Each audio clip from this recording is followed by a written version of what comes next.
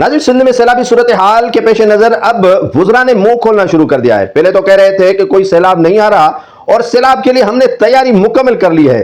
तैयारी खाक कर ली है आपने, तैयारी तो सैलाब ने कर ली है।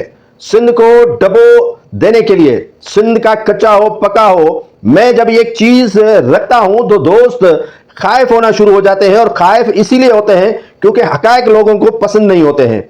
सिंध के 3 बैराजों को और उनकी पुश्तें मजबूत करने के लिए जो फंडिंग की गई थी तकरीबन अरबों रुपए, वो कहां चली गई इसका इल्म आज तक सिंध को और इन दरियाओं को, बैराजों को भी पता न चला।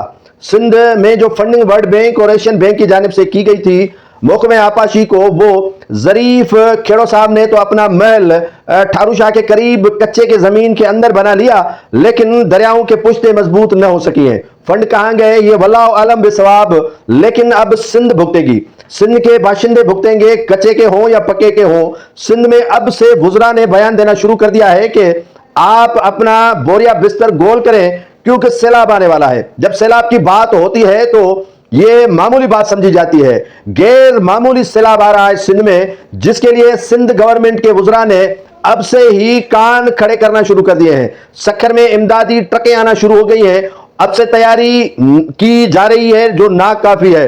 सिंध में सैलाब से सूरत हाल जो बतदरीज बढ़ती जा रही है, सिंध में सैलाबी सूरत हाल जो बन चुकी है वो इंतहाई खतरनाक है। पंजाब जैसा तैसा करके मुंह देगा, लेकिन सिंध का क्या होगा ये तो खुदा ही जानता है। लेकिन हुक्मरानों ने सिंध में सैलाब से निपटने के लिए जो आलमी इदारों ने आगाही दी थी उस पर कान नहीं धरे। उस पर अगर कान धरे जाते तो यकीनन सिंध के आने वाले खतरनाक सैलाब जो 2022 में आया उसके असरात आज भी मौजूद हैं। उनके जो डुबोए हुए अफराद हैं, खानदान हैं, वो आज भी खौफ से मारे हुए हैं। ये सैलाब का जो सूरत हाल है जो अब से सिंध के वुज़रा ने जबान खोलना शुरू कर दी है, जैसे शर्जील इनाम मेमन हो गए, नासिर शाह हो गए, अली हसन जरदारी हो गए, और भी काफी वुज़रा हैं जिन्होंने बयान देना शुरू कर दिया है कि सैलाब से बचें, सैलाब आ रहा है। आप कच्चे में हैं तो पक्के की तरफ आ जाएं, अगर पक्के की तरफ हैं तो शहर की तरफ चले जाएं, अगर शहर की तरफ हैं तो हमारी तरफ